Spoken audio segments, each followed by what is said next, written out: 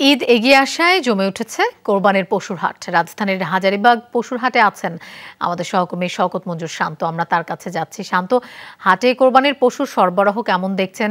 বেচাকেনা শুরু হয়েছে কিনা ঠিকঠাক মতো? আর দাম কেমন এবার? সিলন ফ্যামিলি ব্লেন্ডের কড়ালিকার আর সতেজ স্বাদের পারফেক্ট ব্লেন্ডে স্বপ্নেরা মেলুক টানা।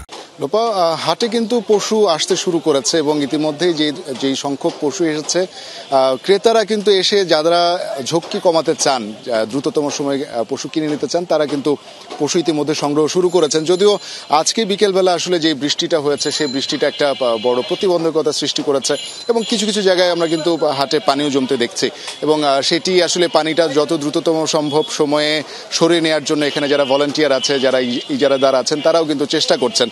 এবং বলতে হবে যে এখানে ক্রেতাদের যতটুকু কথা আমি জানতে পেরেছি, তারা কিন্তু বলছেন যে বিক্রেতারা বেশ চড়া দামই চাচ্ছেন।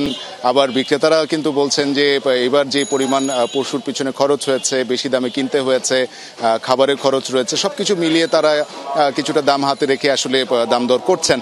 তবে শেষ যেই চিত্রগুলো আমি দেখেছি যে আসলে ক্রেতা যারা রয়েছেন তারা কিন্তু তাদের স্বাচ্ছন্দ্যেই, তাদের সামর্থ্যের মধ্যেই কিন্তু তাদের কোরবানির পশুগুলো কিনতে সমর্থ হচ্ছেন এবং খুশি মনে কিন্তু হাট থেকে ফেরত যাচ্ছেন। এবং বলতে হবে যে সামনের 2 দিন, শুক্রবার শনিবার, এই 2টা দিন ঘিরে কিন্তু বিক্রেতা যারা আছেন তারা আশায় বুক বাঁধছেন যে এই 2 দিনে আসলে হাট জমে উঠবে এবং ক্রেতারাও প্রত্যাশা করছেন যে এই 2টি দিন ছুটি থাকবে এবং তারা স্বাচ্ছন্দ্যেই আসলে হাটে ঘুরে ঘুরে তাদের পশুগুলো কিনে নিতে পারবেন।